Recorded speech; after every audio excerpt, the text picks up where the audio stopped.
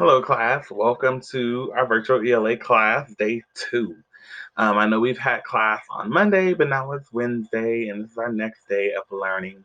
I want to let you know that also at the end of class, you are free to go on to Zoom at 3 p.m. for our class session where I'll be doing office hours. So feel free to have, if you have any questions, comments, or concerns, or just want to check in with me and the rest of your classmates, come to office hours at 3 p.m. on Zoom. Those links will also be in Google Docs. I would like to introduce you guys to something new. I heard you guys actually do this in science class, so it's not brand new to you, but we are starting to do something called Google Forms. All work will be done on Google Forms, and that is exactly where you'll turn things in. So all Wednesday assignments and Monday assignments will be done on Google Forms, with the exception of your vocabulary words. I have to figure out a way how we're going to upload the vocabulary words on Mondays, but everything will be done on Google Forms. How awesome is that? So that way you don't have to figure out, do I turn it in here? Do I turn it in there? Where do I turn it in? You turn it in all in the same place. Okay, everything gets turned in on Google Forms. All right, let's keep moving. So just like I mentioned before, everything gets turned in on Google Forms, so that includes your do now as well. So I know I mentioned on Monday, and I know it sounds a little bit crazy because I did give you something else.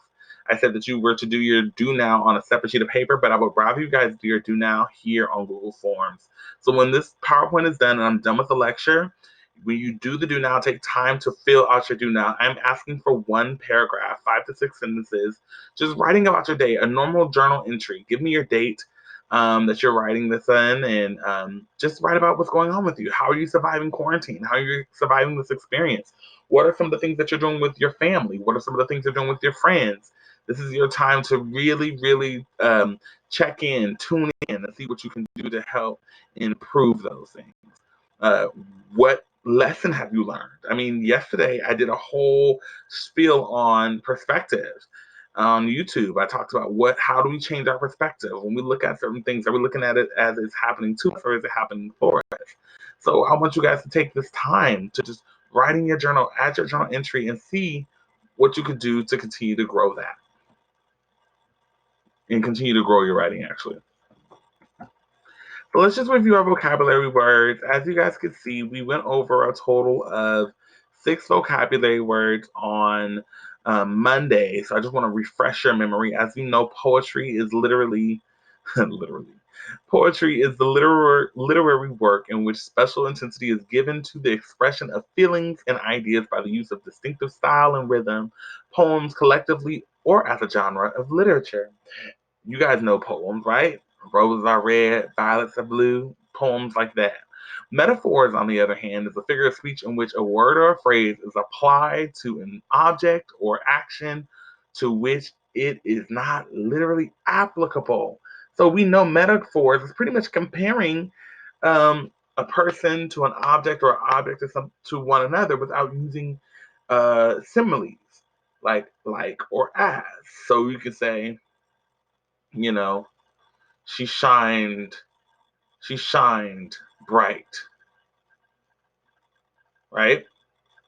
We're not saying her shine was as bright, or we could say, what were some of the, I think some of the examples we gave yesterday was like, she has the words of an encyclopedia, but we're not saying she speaks so clearly like an encyclopedia.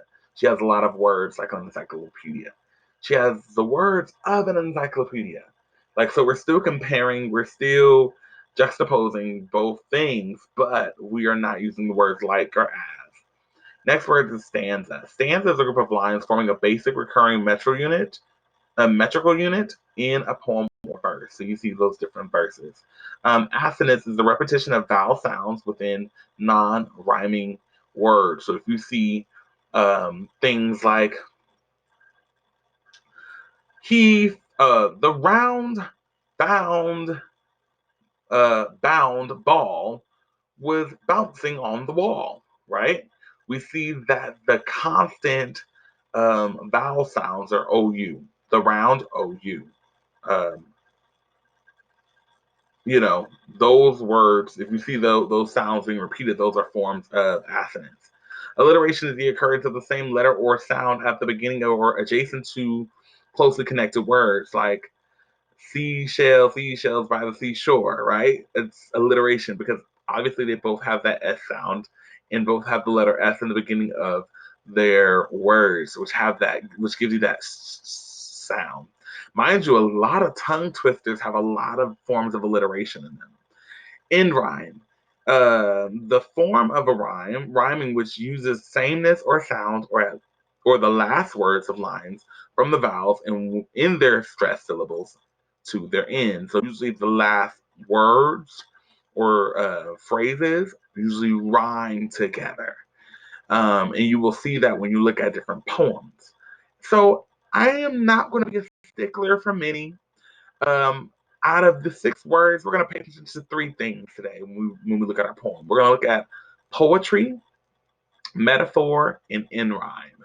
Poetry, metaphor, and in rhyme. So let's take a look. Our poem today, our poem of the week, is one of our favorite poems that we read when we were reading The Outsiders. We know that when Pony Boy was reading, he loved reading this poem called Nothing Gold Could Stay. And as we remember The Outsiders, we know that, that poem had carried such big weight. We know that that poem was so significant to the play because it made a lot of connections. Um, it made a lot of connections. So even towards the end of the story, when we look at, Johnny Cade is getting ready to die and he's talking about nothing gold can stay. What is the significance of that? So now we get to actually take a deeper look into the poem itself and make those connections. So I'll read it to you. Nothing Gold Can Stay by Robert Frost. Nature's first green is gold, her heart is half to hold. Her early leaf's a flower, but only so an hour. The leaf subsides to leaf, so Eden sank to grief. So dawn goes down to day, nothing gold can stay. Hmm, such a rhyming poem, but what does it mean? Sometimes when we read things or read poems, specifically poems, it's important to read them more than one time because just like a really good movie, you have to see it multiple times just for you to get the different things out of it. I might have read something one time, but if I read it again, maybe 2 or 3 times, I can guarantee you that I will find something different each of those times. All right? So if I were to read it once, okay, it sounds like a pretty good poem. Read it twice, ooh, I didn't notice that. Read it 3 times, whoa, they left that part out. So I am asking you today to read this poem 3 times. So I want you to read the poem 3 times, and after you read, I want you to answer certain questions after you read it. So if I read it the first time, right now, you read it with me. So you did your first read. So your first question will be, what is the central idea of this poem, right? After that, after you answer that question, you're going to read it again. And once you read it again, I want you to answer 2 questions. What was the metaphors used in the poem, and what were the end rhyming words? That's where the tricky part is. This is where we use our vocabulary words, metaphors, end rhyme. Give me some examples. What was the metaphors used in the poem? What were the end rhyming words? And then you're going to read it one more time. What is your opinion of the poem overall? Now you may ask, Mr. Millen, that doesn't make any sense. Why in the world will we read it 3 times and answer these specific questions each time we read? Well, obviously, the first time you read, you're gonna get an understanding of what they're asking or what they're talking about. So that's why it will be easier for you to find the central idea. You read it the second time, you're able to notice the flow of the poem and how it's structured. We're looking at structure now. Okay, how many metaphors are used, or how are the metaphors used? How many in rhymes are there? Is there even in rhymes to begin with? And then last but not least, after I looked at my metaphors, after I've looked at my in rhymes, after I've looked at my central ideas, after I've made schemas, after I've made connections, what is my overall opinion of the story of this poem? what could I look at and say, oh, this is it, right? So that's what I want you to do. Now, Mister, where are we going to write all this work down? Like I said, we have just started this new thing called Google Forms that I love. Miss Adiano actually put this. Um, so here on Google Forms, everything is here. And so what I do is I pretty much take the Google form and I attach it to your Google Docs so that way you know where to get all of your information. I know a lot of scholars have not been turning in work, and I know a lot of scholars are just confused on where things are. I think it's important that we keep everything in one space. So as you can see, Nothing Gold Can Stay is our piece. We have our YouTube video, which we're watching right now. Then we start off with our do now. We write our entry, do now entry here. I know I told you guys before to do it on a separate sheet of paper. You're going to do it right here. And then you're going to read and answer the questions. So you're going to read it again your second time, your third time, and then you're going to answer your question. After the first read, what is the central idea here? The short answer should be maybe 1 or 2 sentences. Um, what is the metaphors used in the sentence, used in the poem? We could just list it here. And I was thinking about actually turning this into maybe a longer response, because if we're looking at metaphors, I want you to be able to list those. So I'll turn that into maybe a paragraph response. Okay. And then we have our second reading question, was just list the end rhymes that were there. So list all the end rhymes that were used. And I will change it to paragraph because I want to give you more space to write. Or wait, don't they have? That's that list. I don't think they have a list. I'm learning this as I go, so please bear with your teacher. And then lastly, the third point is, what is your opinion of the poem overall? Okay, got it? Capiche? Good? I think we got it. All right, so that's what I want you to do.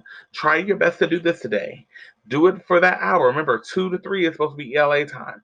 So do the best you can. And when you get stuck and you have questions, write them down, and you can check in with me at 3 o'clock for office hours and we'll go over them. Okay? If your parents have any questions or concerns, tell them where to email me. You know my email. You should be able to have it. Give them my email. Give them my information so they can reach out to me if they have any questions or concerns. Santa Cruz, I also want to let you guys know I am so sorry. I've been trying to get to finishing grading your pieces because I'm grading your essays and I'm also grading your work that you did the previous week, and that will be done by today. All right? You have a fantastic day, and be sure to read Nothing Gold Can Stay.